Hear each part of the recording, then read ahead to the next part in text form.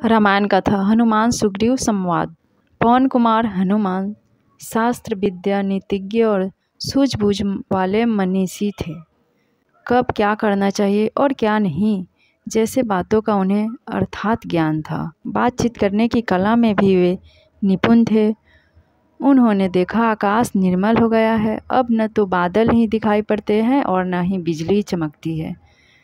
वर्षा ऋतु समाप्त हो गई है। सुग्रीव के विषय में विचार करने लगे। उन्हें स्पष्ट प्रतीत हुआ कि मनोरथ सिद्ध हो जाने के पश्चात सुग्रीव अपने कर्तव्य की अवहेलना करके विलासिता में मग्न रहने लगे हैं। उनकी पत्नी रूमा के साथ ही साथ अब तारा भी उनका एक महत्वपूर्ण अंग बन गई है। राजकाज का भार केवल मंत्रियों के भरोसे छोड़कर वे स्वयं स्वेच्छाधारी होते जा रहे हैं। श्री रामचंद्र जी को दिए गए अपने वचन का उन्हें स्मरण भी नहीं रह गया है। इस प्रकार से सभी तरह से विचार करके हनुमान सुग्रीव के पास जाकर बोले, हे राजन, आपको राज्य और यश दोनों की प्राप्ति हो चुकी है। अपने कुल परंपरा से प्राप्त लक्ष्मी का भी विस्तार कर लिया है। अब आपको मित्रों को ख्याल रखना चाहिए। आपने मित्र के कार्य को सफल बनाने के लिए जो प्रतिज्ञा की है उसे पूरा करना चाहिए। आप जो जानते ही हैं कि श्री रामचंद्र जी हमारे परम मित्र और हितैषी हैं। उनके कार्य का समय बीता जा रहा है, इसलिए हमें जनक नंदिनी सीता की खोज आरंभ कर देनी चाहिए। सुग्रीव सत्य गुण से संपन्न थे। हनुमान के द्वारा स्मरण दिलाए जाने पर तत्काल उन्होंने श्री राम के कार्य को सिद्ध करने का निश्चय किया। उन्होंने नील नामक कुशल वानर को बुलाकर आज्ञा दी, हे नील, तुम ऐसा प्रयत्न करो जिससे मेरी संपूर्ण सेना शीघ्र यहाँ एकत्रित हो जाए। सभी युद्धपतियों को सेना एवं सेनापतियों के साथ यहाँ अवलंबित एकत्रित होने का आदेश दे दो। राज सीमा की रक्षा करने वाले सब उद्यमी एवं शीघ्रगामी वानरों को यहाँ तत्काल उपस्थित होने के लिए आज्ञा प्रसारित करो। सभी को सूचित कर दो कि जो भी वानर 15 दिन के अंदर यहाँ बिना किसी अपरिहार्य कारण के उपस्थित नहीं होगा उसे प्राण दंड दिया जाएगा। ऐसा प्रबंध कर सुग्रीव अपने महलों में चले गए।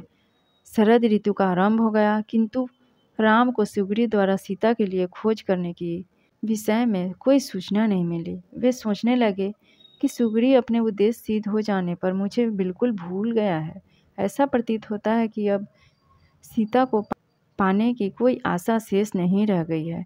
न जाने सीता पर कैसी बीत रही होगी। राजहंसों के शब्दों को सुनकर निंद्रा त्याग करने वाली सीता न जाने अब कैसे रह रही होगी। यह शरद ऋतु उसे और भी अधिक व्याकुल कर रही होगी। यह सोचते हुए राम सीता को स्मरण करके विलाप करने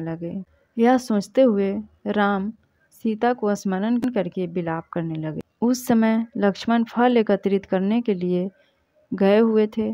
जब लक्ष्मण फल लेकर समीपवर्ती वाटिका से लौटे तो उन्होंने अपने बड़े भाई की अवस्था पर दृष्टिपात किया। लक्ष्मण को देखते ही उन्होंने निश्वास लेकर कहा, हे लक्ष्मण, पृथ्वी को जल प्लावित कर देने वाले गरजते बादल अब शांत होकर पलायन कर गए हैं। आकाश निर्मल हो गया है। चंद्रमा, नक्षत्र और सूर्य की प्रभा पर शरद ऋतु का प्रभाव स्पष्ट दृष्टिगोचर होने लगा है। हंस मानसरोवर का परित्याग कर पुनः लौट आए हैं। वर्षा काल में मंदोमंद होकर नृत्य करने वाले मोर अब उदास हो गए हैं। सरिता की कलकल करती वेगमयी गति अब मंद पड़ गई है। मानो वे रह गई है कि 4 दिन के यौवन पर मंदोमत होकर गर्व करना उचित नहीं है। सूर्य की किरणों ने मार्ग की कीचड़ को सुखा डाला है। इससे वे आवागमन और यातायात के लिए खुल गए हैं। राजाओं की यात्रा के दिन आ गए हैं, परंतु सुग्रीव ने न तो अब तक मेरी सुधि ली है और न जानकी की खोज करने की कोई व्यवस्था की है। वर्षा काल के ये 4 मास सीता के वियोग में मेरे लिए 100 वर्ष से भी अधिक लंबे हो गए हैं, परंतु सुग्रीव को मुझ पर अभी तक दया नहीं आई। पता नहीं मेरे भाग में क्या लिखा है। राज छिन गया, देश से निकला हो गया, पिता की मृत्यु हो गई, पत्नी का अपहरण हो गया और अंत में इस वानर के द्वारा भी ठगा गया। हे वीर, तुम्हें याद होगा कि सुग्रीव ने प्रतिज्ञा की थी कि वर्षा ऋतु समाप्त होते ही सीता की खोज कराऊंगा, परंतु अपना स्वार्थ सिद्ध हो जाने के बाद वह प्रतिज्ञा को इस प्रकार भूल गया है। इसलिए तुम किष्किंधा जाकर उस स्वार्थी बानर से कहो, जो प्रतिज्ञा करके उसका पालन नहीं करता वह नीच और पतित हो जाता है। क्या वह भी बाली के जैसा ही हम लोग को जाना चाहता है? तुम उसे मेरी ओर से सचेष्ट कर दो, ताकि मुझे कोई कठोर पग उठाने के लिए विवश न होना पड़े। आगे की कहानी मैं दूसरे वीडियो में बताऊंगी फ्रेंड्स। मेरे वीडियो को लाइक शेयर एंड सब्सक्राइब जरूर कीजिए।